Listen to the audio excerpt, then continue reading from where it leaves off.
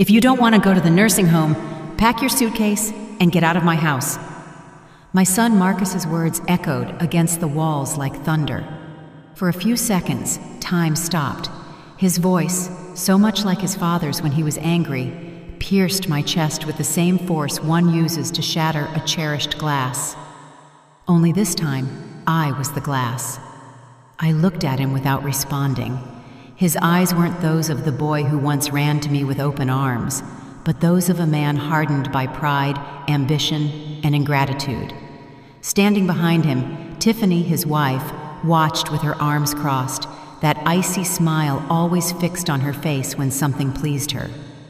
"Come on, Marcus," she said. "Don't make this more difficult. Your mother will understand. She can't live alone anymore." Your mother, that's what she called me. Not Mama, not my dear old Ellie, just your mother. As if I were a burden, a broken piece cluttering up her immaculate house.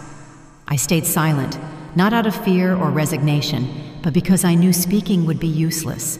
I had spent too many years screaming in silence, begging for love with my eyes, hoping for gratitude in a home that was no longer mine. So I took a deep breath, forced a smile, and said calmly, "All right, son, if that's what you want, I'll leave." Tiffany let out a sigh of relief, as if she had just been freed from an uncomfortable obligation. Marcus lowered his gaze, perhaps ashamed, maybe relieved too. I'll never know. I slowly climbed the stairs with a soul heavier than the suitcase I hadn't yet begun to fill. Every step was a memory, the small footprint Marcus left when he was learning to climb, the railing that David, my late husband, had varnished with his own hands, the smell of aged wood and the past. All of it belonged to me, but none of it remained mine. I entered my room and looked around. The mirror reflected a woman with silver hair, deep wrinkles, and a look more exhausted than sad. On the dresser, David's portrait remained in its spot. I picked it up gently, wiped the dust with the edge of my blouse, and murmured, "See what we accomplished, David? A son with his own house, a wife, money, and an empty heart." I pulled the old leather suitcase from the closet. It wasn't large, but it was enough for what was left of my life. I folded each garment with an almost ritual calm. A white blouse, 2 skirts, the shawl my mother had knitted before she passed, and a pair of worn but clean shoes. At the bottom, I placed a small wooden box holding my costume jewelry and the letters David wrote to me when we were young. On top of everything, I put a photo album, the only witness to the years that were fading like autumn leaves. As I closed the suitcase, I heard Marcus and Tiffany laughing in the living room. They were planning a dinner party for that night. Apparently, I was an inconvenience who had to disappear before the guests arrived.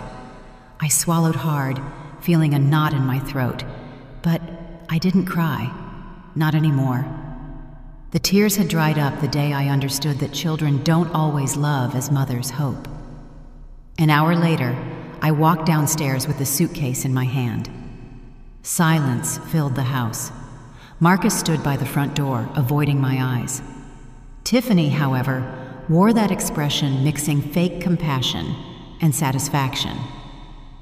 "Do you have everything, Mom?" Marcus finally asked. I nodded. "Yes, son. Everything I need." "The car will take you to the facility. I already spoke with the administrator. It's a nice place. You'll like it." The facility. Another nice word to disguise abandonment. I watched him in silence, recording every feature of his face, every line of his expression. I didn't want to remember him like this, but the heart doesn't choose what it keeps. When I opened the door to leave, a sound interrupted the tension. The engine of a powerful vehicle stopped right outside the house. Marcus frowned. "What is that?" We walked toward the window. A black town car, gleaming under the afternoon sun, was parked at the curb. The chauffeur, in a dark suit and gloves, stepped out and walked toward me. "Mrs. Eleanor Johnson?" he asked respectfully. "Yes, that's me. I've come to pick you up. Mr. Elijah Sterling asked me to escort you." The color drained from my son's face. "Elijah Sterling?" he repeated incredulously. "Yes, sir," the chauffeur replied. "He said the madam would know what it's about." I smiled softly. I remembered that name. a man from my past who had marked my youth with tenderness and promises I couldn't fulfill. Fate, capricious as always, brought him back just when life was trying to erase me. Marcus looked confused. Tiffany's mouth was open. "What is going on, Mom?" I picked up my suitcase, took a deep breath, and replied, "Nothing, son. It's just that the assisted living facility waiting for me is much bigger than you imagined." The chauffeur opened the limousine door. Before stepping inside, I turned to Marcus. "Take care of this house. One day you'll understand what you lost."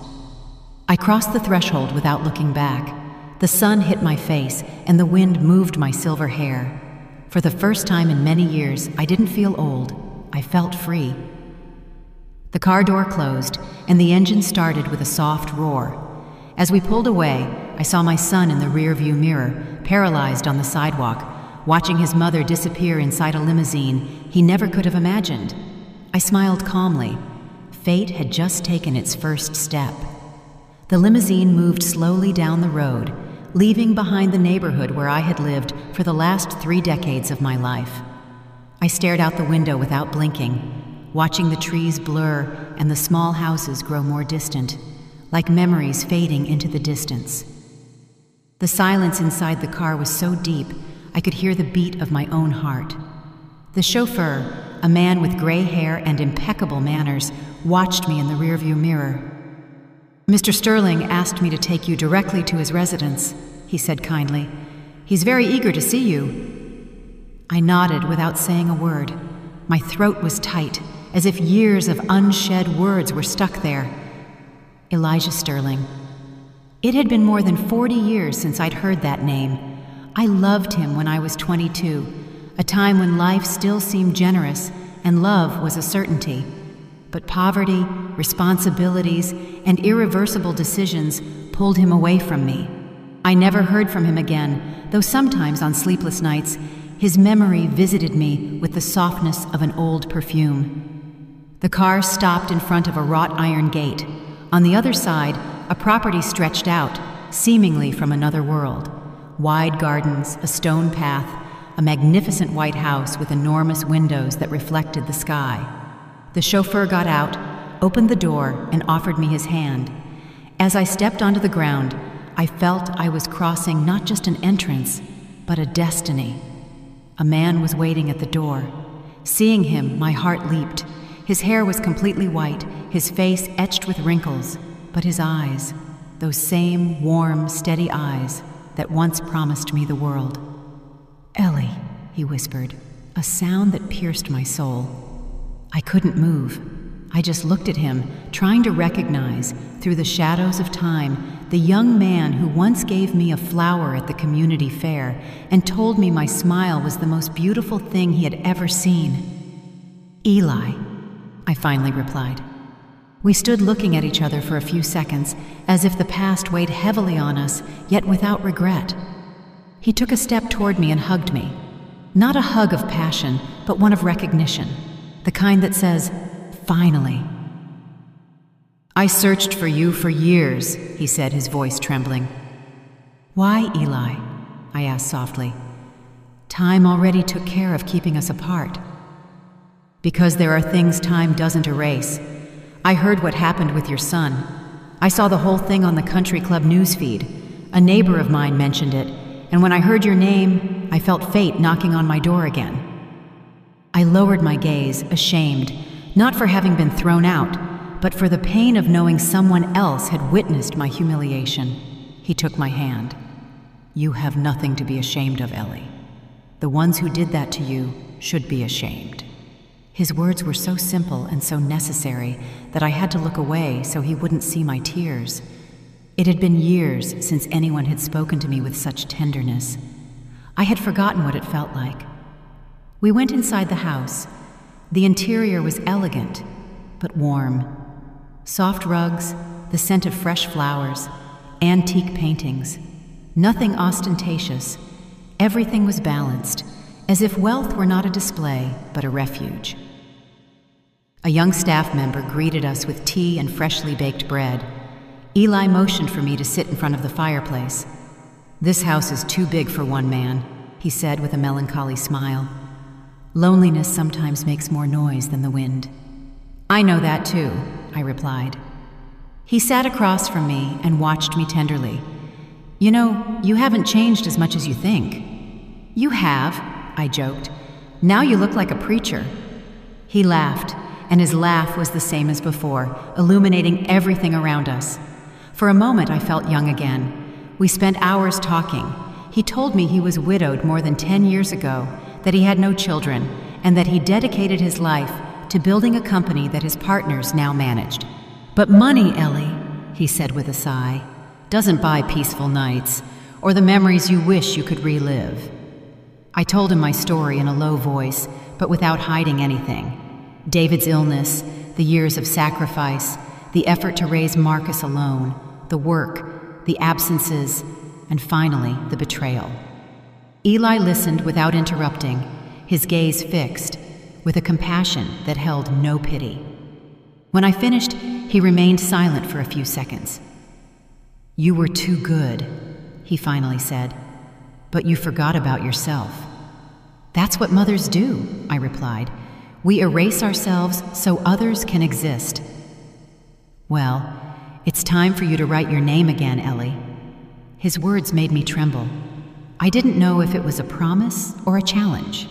Maybe both. That night, he settled me into a bright room with a large bed and a balcony overlooking the ocean. The sound of the waves was different from that of my old house, softer, less sad. On the nightstand, I found an envelope with a handwritten note. No one can take away what you deserve. Rest. Tomorrow, we start anew. I tucked the note into my purse like someone guarding a seed, because in the depths of my heart, something was beginning to awaken. It wasn't love or hope, it was dignity. The same dignity my son had tried to rip away with his shouts, the same dignity that time had been unable to destroy. I turned off the light, took a deep breath, and looked toward the dark horizon. The future, for the first time in a long time, made me curious. I woke up to the sound of the ocean spilling in through the balcony. The air smelled of salt, of something I hadn't felt in a long time. Freedom. For the first time in years, I had no one rushing me, no list of chores waiting, no judgmental glance for moving too slowly. Just silence. And silence, when it doesn't hurt, can be a blessing. I got up slowly, put on a linen robe, and walked to the balcony. The sun caressed the water's surface as if the sea were alive and breathing. I took a deep breath. It was strange to feel peace after so much chaos. A part of me didn't know what to do with it. Behind me, the door opened gently. It was Eli with 2 cups of coffee.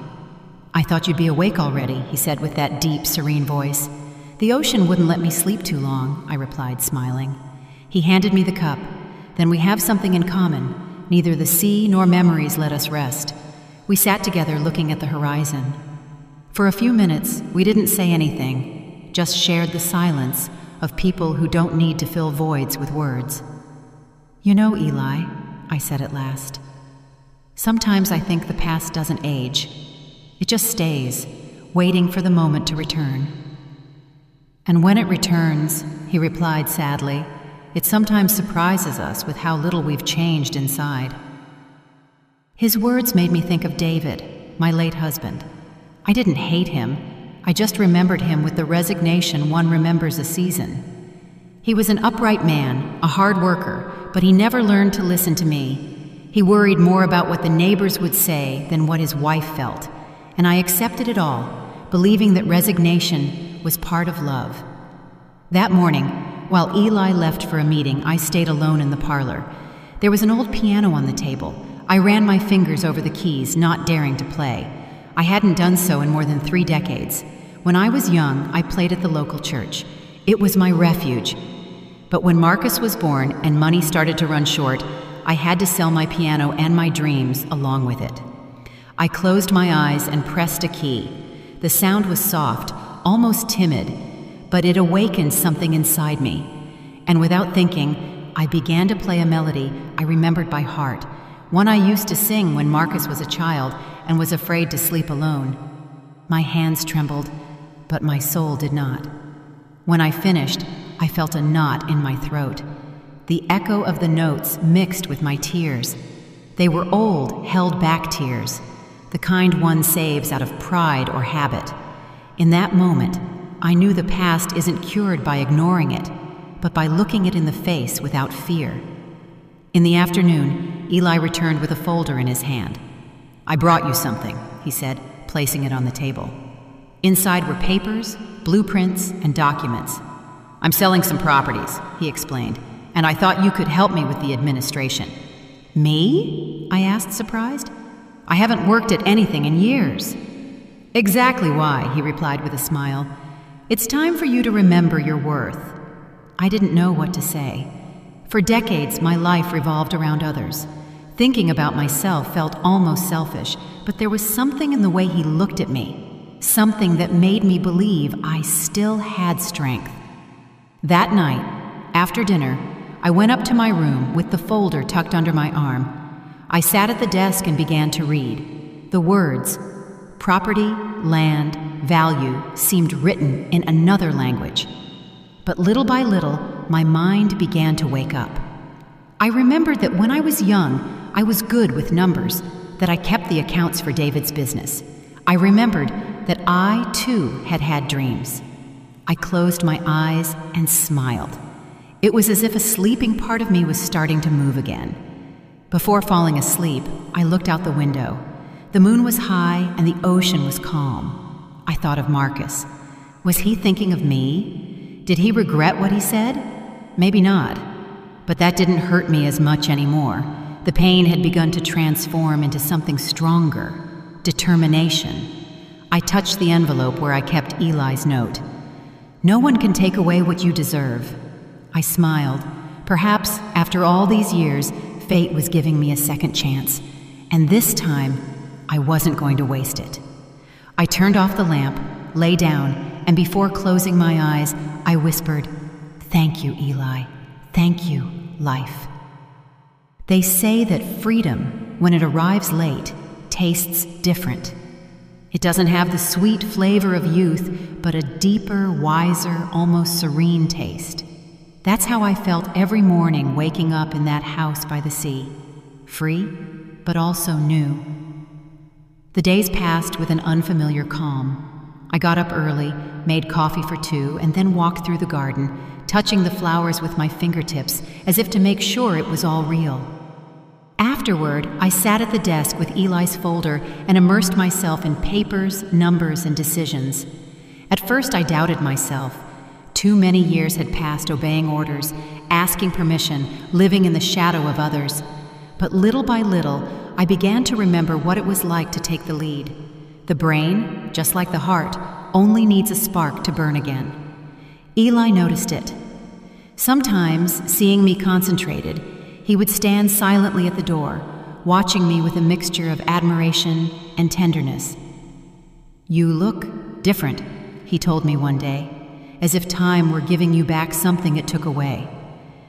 "Maybe it's giving me back myself," I replied. The afternoons were another story. Eli and I used to walk on the beach. The sun fell slowly, painting the sky with a melancholy gold. He spoke little, but when he did, his words always left a mark. "You know what I admire about you, Ellie?" he asked one afternoon. "I don't know. Sometimes I think there isn't much left in me to admire." He smiled. "You're wrong. You've endured things many couldn't handle. And yet, you're still good." His words moved me more than I wanted to show. I had spent so much time believing that being good was synonymous with being weak that hearing that made me doubt for an instant. What if goodness wasn't weakness, but strength? What if forgiveness wasn't surrender, but a way to look forward without letting hatred drag us down? That night, I slept peacefully for the first time in many years. With the passing of the weeks, Eli began to delegate real responsibilities to me. I helped him review contracts, organize meetings, and make important decisions about the properties. The partners, initially looking at me with suspicion, soon understood that my intuition was accurate. "Your wife was right," one of them said on one occasion. "Women see things we don't." Eli smiled. She wasn't my wife. She's something much more important, the person who taught me how to start over. That day, I realized something. Eli wasn't just offering me work or refuge. He was offering me respect. And after so much time living without it, that gesture was worth more than any inheritance. One morning, while reviewing the bank statements, I found something that caught my attention. A property in the registry with a familiar last name, Johnson. My name. It was my house, the house Marcus wanted to sell. It had been mortgaged for a debt I didn't know existed. My heart skipped a beat. I reread the documents again and again. My son had mortgaged my home and forged my signature months before kicking me out. I closed my eyes. I no longer felt rage, but a cold, clear calm. Justice sometimes comes in the form of opportunity, and this one had just knocked on my door. I took the papers to Eli. He reviewed them carefully without saying a word. "What do you plan to do?" he finally asked. "I don't know yet," I replied, "but this time I'm not going to keep quiet." He nodded slowly, like someone approving a decision he had been waiting to hear. "Then count on me. I won't stop you." That night, in front of the mirror, I looked at myself differently. My face was still full of wrinkles, yes, but my eyes had a different light. I no longer saw a fragile or broken woman, but someone who had learned to survive, someone who was about to claim what was hers, not out of revenge, but out of justice. I took an old notebook from the drawer and began to write. Each line was a part of my story: the humiliations, the sacrifices, the lonely nights, the day they threw me out, the moment I got into the limousine. I wrote it all down, and when I finished, I added a phrase at the end. "One day, the son who threw me out of the house will learn what it means to be homeless." I closed the notebook and turned off the lamp. The wind came through the window, bringing the smell of the sea and destiny. I knew the time to return would soon come, not as the exiled mother, but as the woman who comes back to claim her place. The day my son knocked on my door, the sky was covered with gray clouds, as if the universe itself knew something uncomfortable was about to happen. I was in the parlor reviewing documents when I heard the knocks at the entrance. 3 loud, impatient knocks, identical to the ones he used to give when he was a boy returning from school, hungry. When I opened the door, I saw him standing there, his head bowed, his gaze tired. He wore a wrinkled suit, his hands trembling, and an air of defeat I had never seen on him. For an instant, my heart clenched. I wanted to hug him, but I remembered the words that kicked me out of his house, the tears I held back while folding my clothes. So I took a deep breath and said serenely, "Marcus, what a surprise."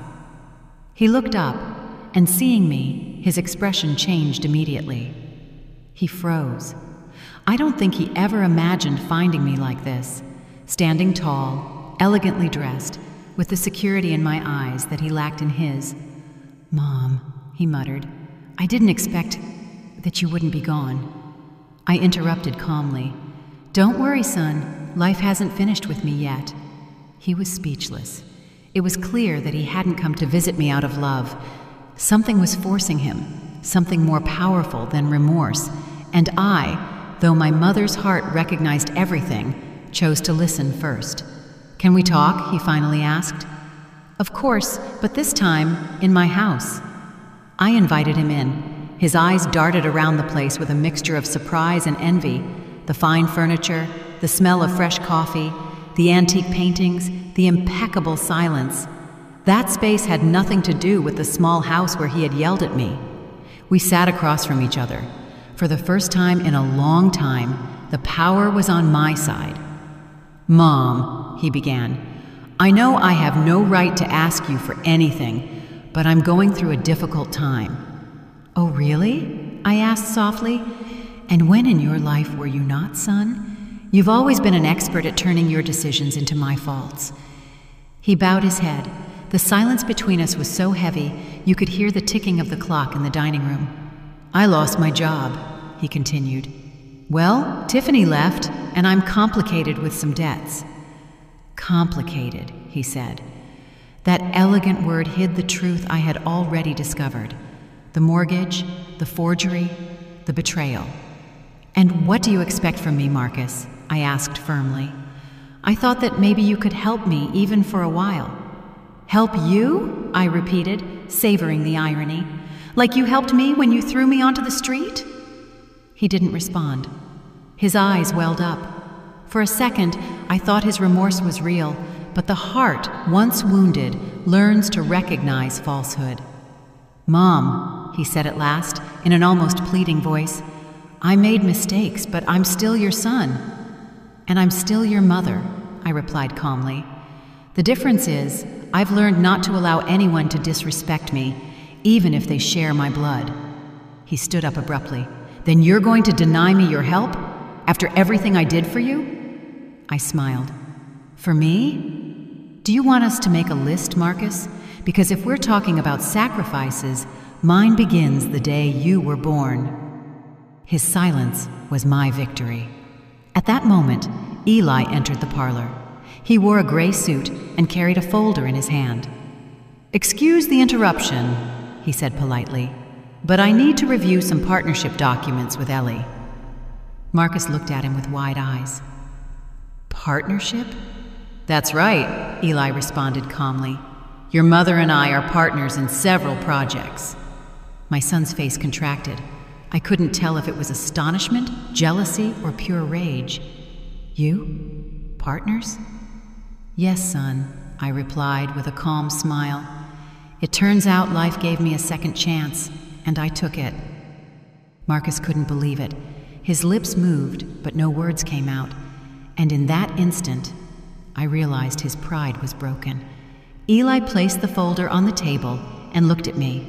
"When you're done here, we'll review the numbers." "Of course, Eli. Thank you." When he left, Marcus looked at me with a mixture of anger and confusion. "What is all this, Mom?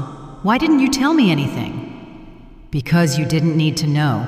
You turned your back on me. I didn't need your approval to get back on my feet." He clenched his fists. "This isn't going to end here." "No, of course not," I replied. "This time, things are going to end as they should." I stood up and walked toward the door. "You can go, Marcus. I have nothing to offer you except advice. Never humiliate someone who knows how to wait." He opened his mouth to reply, but didn't. He left without saying a word. When the door closed behind him, silence filled everything again. But this time, it wasn't a sad silence. It was the silence of justice beginning to take shape. I looked out the window. In the distance, the sea continued its course, unyielding, serene, eternal, and I knew fate still had scores to settle. When I decided to invite them for dinner, I didn't do it out of nostalgia or reconciliation. I did it for justice. After all, some wounds only close when you look them in the eye. Eli hesitated at first. "Are you sure you want this, Ellie?" he asked worriedly. "You don't have to face them if you don't want to." "I don't want to face them," I replied. "I want them to look at me and see what they tried to destroy and what they couldn't." And so, a week later, the main dining table was set like never before. White linen, tall candles, crystal goblets, and a meticulously prepared dinner by the private chef. I wore a dark blue dress, discreet but elegant, and a silver brooch that belonged to my mother. That night, more than a hostess, I felt like a queen receiving two vassals who didn't yet know their power was over. At 8 o'clock sharp, the doorbell rang. The butler opened the door and announced in a neutral voice, "Mr. Marcus Johnson and Mrs. Tiffany." They both walked in, arm in arm, she, as always, impeccable and haughty, with a forced smile, he, nervous, looking around, uncomfortable with so much opulence. "Mom," Marcus said, "thank you for inviting us." "Don't thank me," I replied softly. "Families should see each other once in a while, if only to remember where they came from." We sat down. Eli was beside me, calm, with that impenetrable look he used when something important was about to happen. The atmosphere was tense, though appearances concealed it well. Tiffany feigned interest in everything around her, the lamps, the china, the paintings. "What a beautiful home," she said admiringly. It must be a relief for you to have someone taking care of you, Mrs. Johnson. Her smile was as sharp as a knife. I don't need anyone to take care of me, Tiffany, I countered. I just needed someone to remind me who I was. She laughed, but her laugh sounded hollow. Eli intervened calmly. Ellie doesn't need care. In fact, she helps me with everything. We're partners, you know. Silence fell like a stone in water. Tiffany blinked in surprise. Partners? That's right, I replied, looking directly into her eyes. We work together in the real estate business. In fact, several of the largest contracts are in my name. Marcus looked at me with a mixture of confusion and wounded pride. I didn't know that. You didn't need to know it, I retorted. Some things are only shared when someone proves they deserve them. The dinner progressed with forced courtesy. I spoke little, observing. Eli, on the other hand, guided the conversation with elegance. He asked them about their business, their lives, their plans. Tiffany responded with half-truths. I knew her well. Her words were like expensive perfumes, pleasant on the outside, toxic on the inside. Midway through dinner, Eli stood up and said, "Before dessert, I have an announcement to make." We all looked at him. He took my hand delicately and spoke in a firm voice. I've decided to retire permanently, and I want to leave all my legal and financial affairs in the hands of someone I completely trust, Eleanor Johnson. The silence was absolute. I could hear the beat of my own heart. Tiffany choked on her wine. Marcus looked stunned. "What?" he managed to say. "You're going to leave everything to her?" Eli smiled. "I'm not leaving her anything, Marcus. She earned it. She has shown admirable intelligence and strength. And," he looked at me tenderly, "I have something you lost. Respect for her." Tiffany shifted in her chair, pale. Marcus stood up abruptly. "This is insane." "No," I replied in a low but firm voice. "The insanity was thinking you could humiliate me and that the world would applaud you." He looked at me with anger, but behind that anger was fear. Tiffany tried to intervene, but I directed a look at her that stopped her. "Relax, Tiffany. There's nothing you can say that will change what is already done." Eli excused himself for a few minutes, leaving us alone. Marcus leaned his hands on the table. "Why are you doing this, Mom? To humiliate me?" "No, son. To teach you." "To teach me what?" "To not despise the person who gave you life." He stared at me with a frown, as if he were suddenly seeing me for the first time. His voice cracked. "I just wanted to make my own life." "And you did," I replied, "at the cost of destroying mine. But I don't blame you. I forgive you." His eyes filled with tears. For a moment, he looked like the boy who once asked me for help with his homework, but it was too late. The damage was done, and the lesson had been learned. Tiffany stood up, offended. "We don't need this, Marcus. Let's go." "Yes," I said, smiling. "Go, but remember something. This house doesn't belong to me or Eli. It is the reflection of what a woman can build when she stops waiting to be respected and starts respecting herself." They left without saying goodbye. The doors of the parlor closed behind them with a muffled sound that signaled the end of a cycle. That night, Eli returned to the dining room and found me sitting in front of the extinguished candles. "Are you all right?" he asked. "Yes," I replied. "For the first time in a long time, yes." He looked at me with that calm smile that characterized him. "Ellie, you did something greater than take revenge today. You showed them what dignity is." I nodded. I hadn't done it for money or power. I had done it for me, for the woman who was once thrown out with a suitcase and who now dined in her own kingdom. 3 weeks passed since that dinner. Life in the mansion was calm, marked by Eli's occasional laughter and the distant sound of the ocean. On the surface, everything seemed peaceful, but inside me, there was a clear, inevitable feeling. Something was coming, and I was not wrong. One afternoon, as the wind rustled the curtains of the study, I heard the butler's voice. "Mrs. Johnson," he said, "your son and Mrs. Tiffany wish to speak with you." I took a deep breath. I wasn't surprised. I knew they would return. Those who hurt you almost always come back, not to ask for forgiveness, but to reclaim what they believe they can still possess. "Tell them to come in," I replied calmly. Marcus walked in first. He had deep circles under his eyes, an unshaved beard, and the look of someone who has hit rock bottom. Tiffany, on the other hand, was still immaculate, although her elegance no longer shone. She looked like a dull mirror. "Mom," he began, his voice trembling, "I need to talk to you." "Go ahead," I said without getting up from the armchair. "I don't know how to start." "Start with the truth," I replied. They looked at each other. Tiffany was the first to break the silence. "We know Eli left you in charge of everything, but we don't think it would be fair that—" She stopped, searching for words. "That we be left out of your plans." I smiled serenely. "Out of my plans? What an interesting choice of words." Marcus pressed his lips together. "Mom, I know I hurt you, but things got out of hand. I had debts, pressures, and I made mistakes." Mistakes? That's what he called forging my signature, mortgaging my house, and throwing me onto the street. Sometimes people destroy your life and then disguise it as carelessness. "Mistakes, you say?" I asked. "Come, I want to show you something." I stood up and led them to the living room. There was a black folder on the table. I opened it slowly and spread out the documents. "You recognize this, don't you?" I asked, showing him the copy of the mortgage with his forged signature. The color left his face. Tiffany took a step back. "Where did you get that?" she asked nervously. "From your hands," I replied. "Or rather, from yours, Marcus." He started to sweat.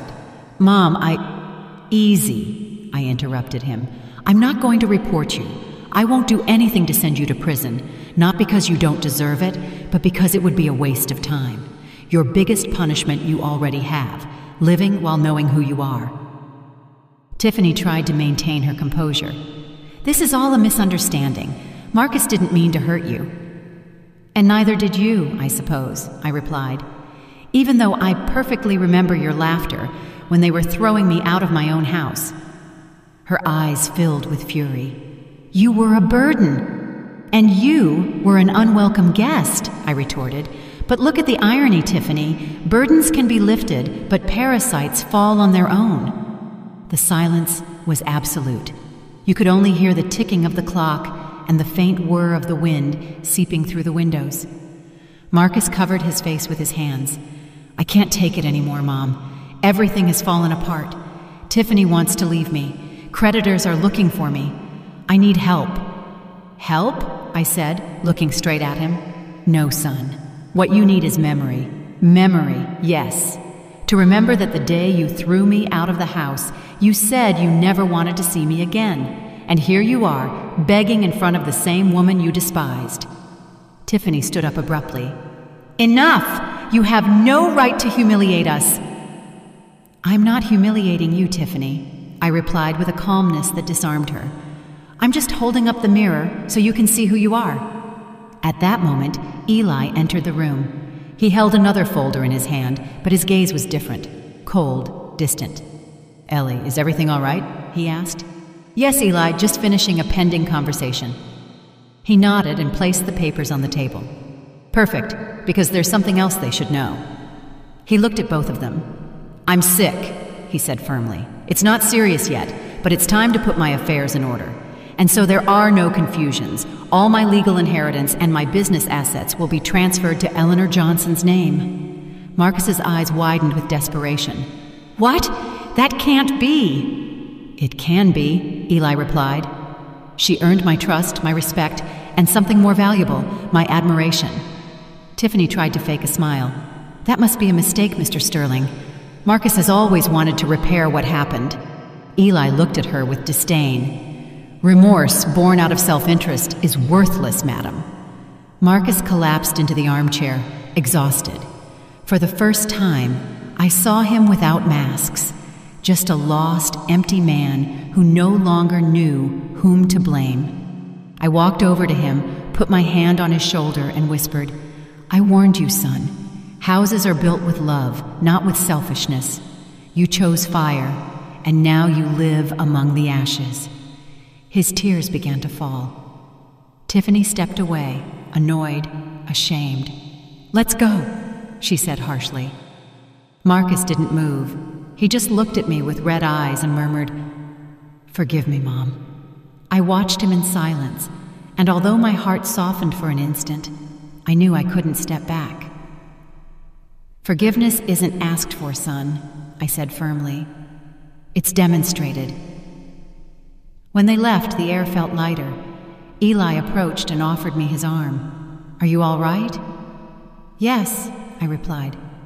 "It just hurts to confirm that sometimes the cleanest mirrors show the dirtiest truths." He nodded. "You closed a door?" "No," I said, looking out the window.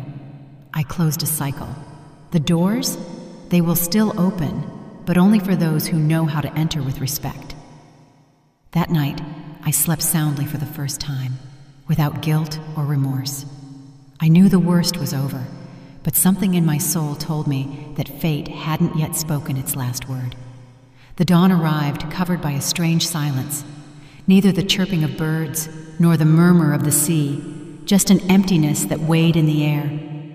That morning, I knew, before they told me, that something had ended. I entered the study and found him there, leaning back in the armchair, his eyes closed, his face at peace, and a slight smile. Elijah Sterling had departed in his sleep, without pain, without warning, without saying goodbye. For an instant, the world seemed to stop. I approached slowly, took his cold hand, and pressed it against my chest. "Thank you," I whispered, "for giving me myself back before you left." The tears came on their own, but they weren't tears of sadness. They were of gratitude, because he didn't leave me alone, but filled with strength, with dignity, with a new life. The attorney arrived at noon. His face was serious, his tone precise. "Mrs. Johnson," he said, "Mr. Sterling left a clear will. All his assets, properties, and shares legally pass to your name. There are no possible challenges." I nodded silently. I felt no joy, only an immense responsibility. True love is not measured in inheritances, but in what one leaves in the other person's soul. The news spread quickly, and it wasn't long before the person who most feared hearing it arrived, my son, Marcus. He came that same afternoon, sweating, his shirt unbuttoned, his eyes red with rage. He burst through the door without knocking. "So now all this is yours," he said, almost shouting. "The old man's entire fortune, too." I looked at him in silence. Not a word, just my calm, the calm that always drove him crazy. "Answer me, Mom," he insisted, hitting the table. "You don't know how to handle that money. It doesn't belong to you." Then I rose slowly, walked over to stand in front of him, and looking directly into his eyes, I told him in a low but firm voice, "Do you realize what you just said? It doesn't belong to me. That's what you said about my house, my life, my dignity. But look, son, life comes full circle. And now you're in the place where you left me."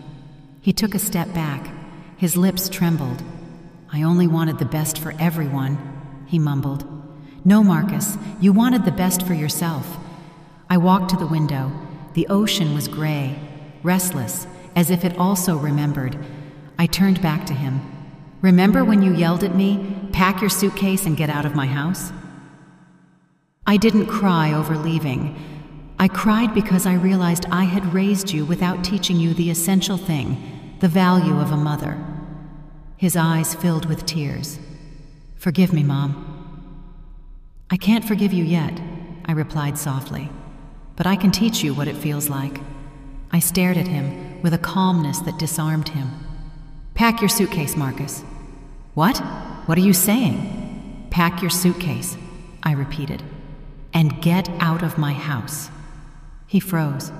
"Are you kicking me out?" "No, I'm just giving you back the lesson you gave me." The silence was absolute. I could hear the creaking of the wood under his feet. His hands began to shake. "I have nowhere to go."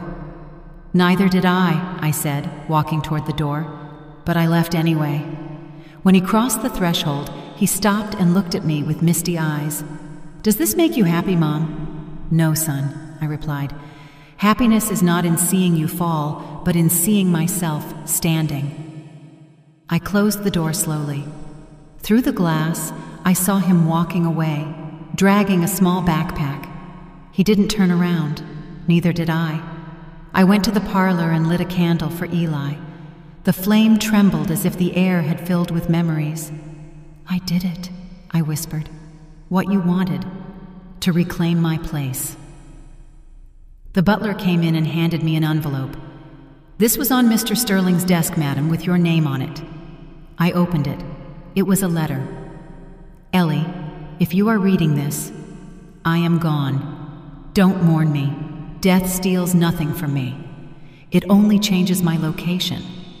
Guard what you built, but above all, guard yourself from the forgiveness you give too easily and from the love you don't know how to deny yourself.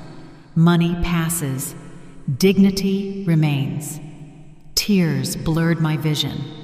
That letter was his last gift, a warning and a blessing. That night, the wind lashed the windows. The sea roared as if it wanted to tear everything down. I sat in front of the fire with the letter on my lap. I thought of Marcus, of Tiffany, of everything I had lived, and I understood that revenge, when it arrives with elegance, does not destroy. It teaches. Eli had left me much more than properties. He had left me my voice, my power, my center. I blew out the candle with a sigh. The fire was extinguished, but inside me, something continued to burn. The certainty that I would never again be the woman someone could throw out of her own house. Several months had passed since Eli's death. Winter had settled on the coast, and the wind brought a cold that hurt the bones but purified the air. The house was quiet, as if it too had learned to live with his absence. My days passed between work, reading, and walks in the garden. I had found something many search for all their lives: peace. Until that afternoon. The sound of the doorbell broke the calm. The butler appeared at the parlor door. "Mrs. Johnson," he said with a contained voice, "there's a woman who insists on seeing you. She won't leave." "Who is it?" "She says her name is Tiffany." The name fell on me like a piece of ice. For an instant, I thought about saying I wasn't home, but then I took a deep breath. The time had come to close the last wound. "Show her in," I said firmly. The door opened, and there she was, Tiffany. She was no longer the arrogant, haughty woman who once looked at me with contempt.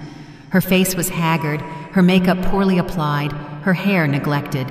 She wore a worn coat and empty eyes, devoid of shine, devoid of arrogance. She was barely a shadow of herself. "Mrs. Johnson," she said in a thread of a voice, "forgive me for coming without calling." "Don't worry," I replied calmly. "Come in." She walked in slowly, looking all around as if she couldn't believe the same woman she had tried to erase from the map now lived in a place like this. We sat across from each other. I was in my usual armchair. She was on the edge of hers, nervous. "I need your help," she began without preamble. "Marcus is missing. He left weeks ago. He had problems with dangerous people. He lost everything, including the house. And she broke off. "I have nowhere to live." The silence became dense.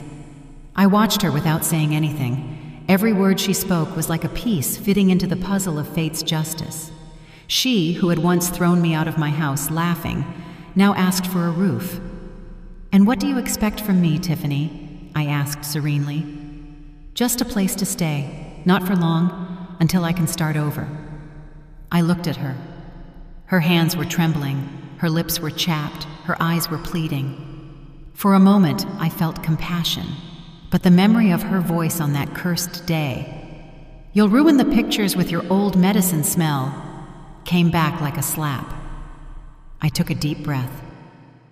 "Do you remember when you told me that a house was no place for useless old women?" I asked softly. "Mrs. Johnson, I was wrong. I know that. But words, like stones, leave a mark. She fell silent, her eyes filled with tears.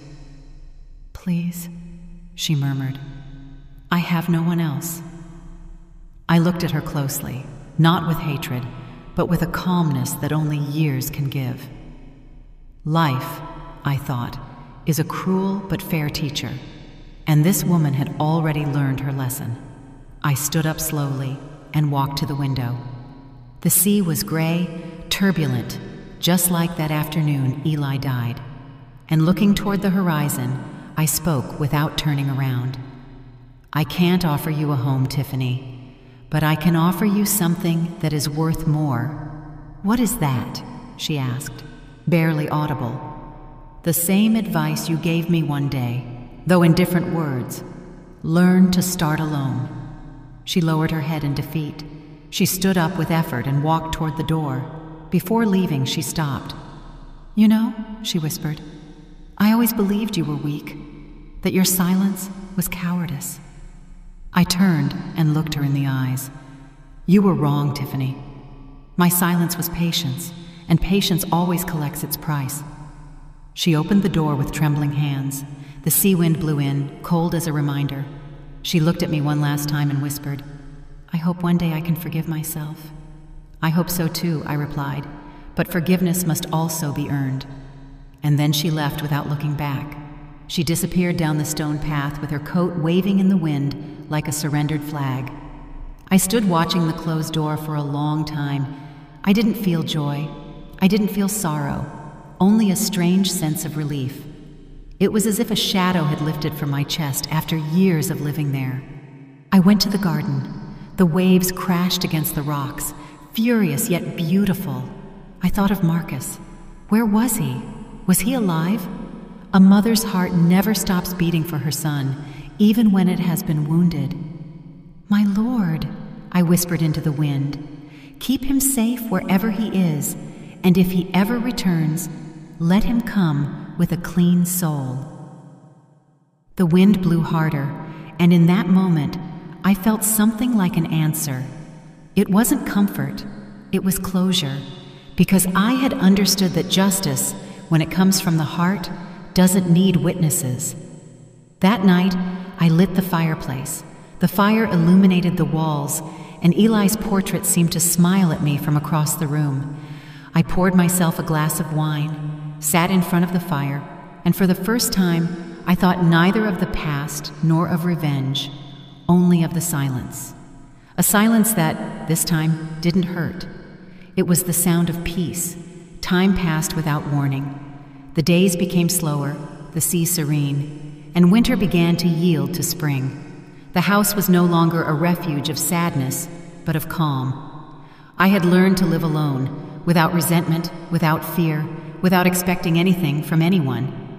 But one afternoon, as the sun was setting and the sky was turning gold, the butler approached with a pale face.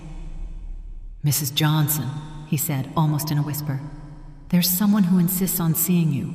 He says he is your son. My heart skipped a beat.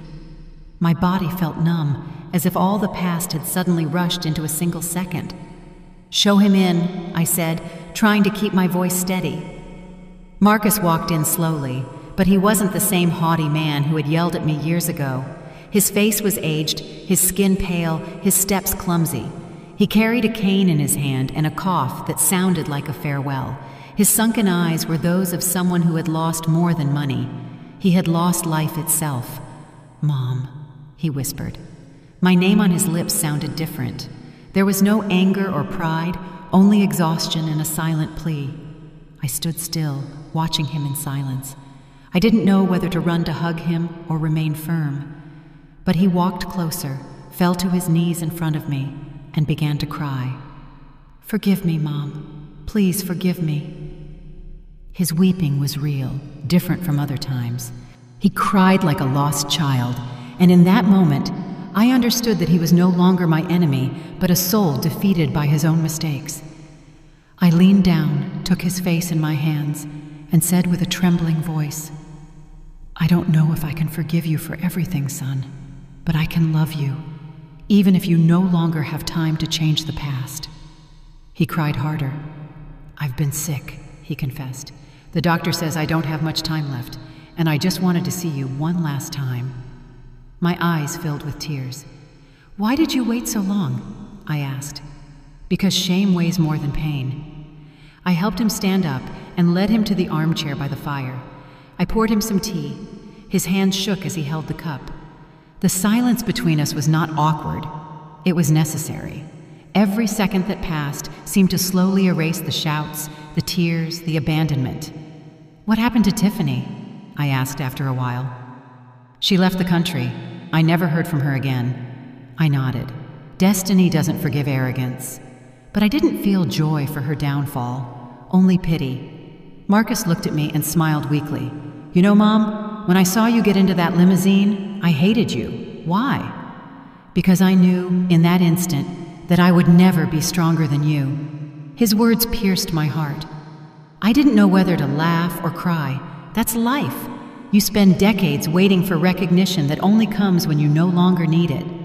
We spent hours talking. He told me what he lived through after I kicked him out. The sleepless nights, the failed businesses, the alcohol, the loneliness. Each story was a piece of the punishment that life had already imposed on him without my intervention. When he finished, I looked at him steadily and said, "Life took away everything you thought was yours to give you back, the only thing you forgot to take care of. Your soul." He nodded, crying again. "I just want you to know that I regret it, Mom. Not for losing the money, but for losing you."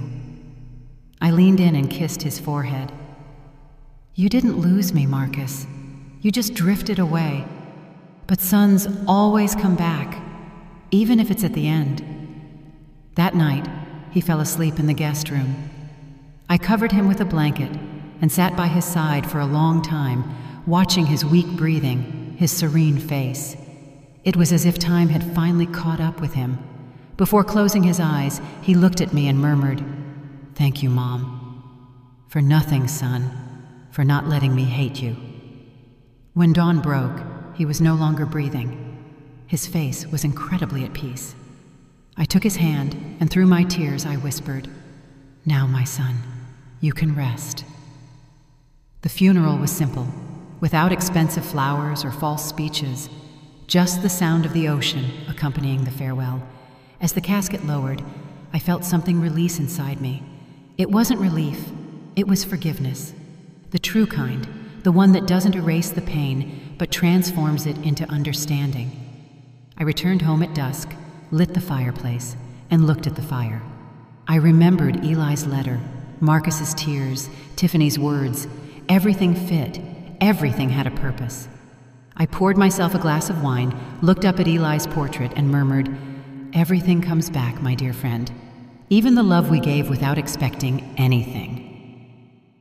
The sea roared outside, serene, eternal, and I felt its sound embracing me. For the first time, I felt neither victim nor avenger, just woman, just mother, just alive. Today, I know that life is not about what we lose, but what we learn to let go of. Forgiving is not surrendering, it is regaining control of the soul. And although justice comes late, it always comes. Time takes care of putting every heart in its place. I close my eyes, listen to the sea, and smile, because in the end, they didn't throw me out of my house. They pushed me toward my freedom.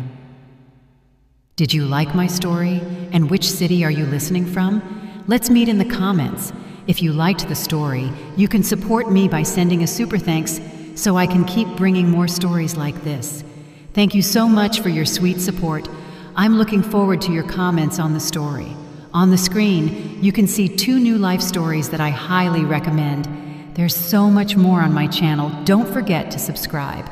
See you in the next life story with love and respect.